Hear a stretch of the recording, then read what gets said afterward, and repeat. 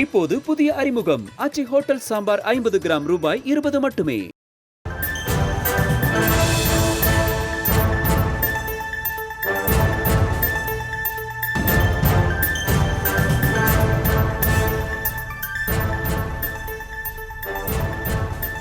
அண்மை செய்தி. ஆம்ஸ்ட்ராங் கொலை வழக்கின் அரசு தரப்பில் வாதிட 2 மூத்த குற்றவியல் வழக்கறிஞர்கள் நியமனம் செய்யப்பட்டிருப்பதாக அண்மை செய்தியை தற்போது பார்த்து வருகிறோம். கூடுதல் விவரங்களோடு இணைகிறார் செய்தியாளர் மதியழகன். வணக்கம் மதியழகன், விவரங்கள்.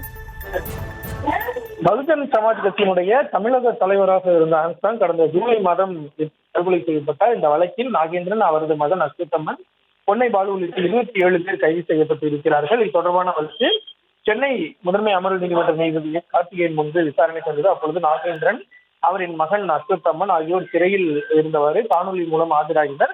வழக்கில் வாதாட வழக்கறிஞர் வைக்காமல் இருந்த 8 பேர் நீதிமன்ற நேரில் ஆஜராகினர். அப்பொழுது ஆம்ஸ்ட்ராங் கொலை வழக்கில் காவல்துறை தரப்பில் வாதாட மூத்த வழக்கறிஞர்கள் ஆர் ஸ்ரீனிவாஸ் மற்றும் TSS பிள்ளை ஆகியோர் சிறப்பு அரசு குற்றவியல் வழக்கறிஞர்களாக நியமிக்கப்பட்டிருப்பதாக அரசு சார்பில் தெரிவிக்கப்பட்டது. ஆம்ஸ்ட்ராங் கொலை வழக்கில் முதல் குற்றவாளியாக சேர்க்கப்பட்டிருக்கக்கூடிய நாகேந்திரன் தரப்பில் வழக்கறிஞர் பாலாஜி ஆஜராகி கொலை வழக்கு தொடர்பான காவல்துறை அளித்த ஆவணங்கள் 2,50,000 பக்கங்கள் இருப்பதாகவும் அதை முறைப்படுத்தாமல் வழங்கி இருப்பதாகவும், மேலும் இது தொடர்பாக காவல்துறை அளித்த பென்டிரைவில் சில பக்கங்களை காணவில்லை எனவும் தெரிவித்தார். ஜாமீன் பெறுவதை இழுத்தடிப்பதற்காக வழக்கு ஆவணங்களை முறைப்படுத்தாமல் வழங்கியும் சென்னை உயர்நீதிமன்ற வளாகத்தில் அம்பேத்கர் சிலை அருகில் ஆம்ஸ்ட்ராங் கொலைக்காக கொண்டு வரப்பட்ட வெடிகுண்டு கைமாறுவதாகவும் காவல்துறை கட்டுக்கதைகளை கூறி வருவதாகவும் தெரிவிக்கப்பட்டது.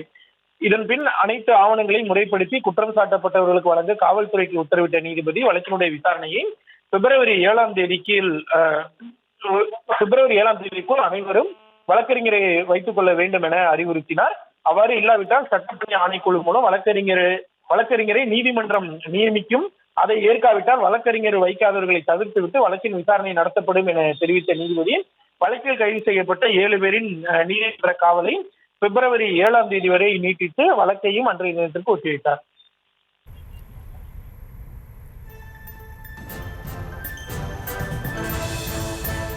கூடுதல் விவரங்களுக்கு நன்றி மதியழகன். இப்போது புதிய அறிமுகம் ஆச்சி ஹோட்டல் சாம்பார் 50 கிராம் ரூபாய் 20 மட்டுமே.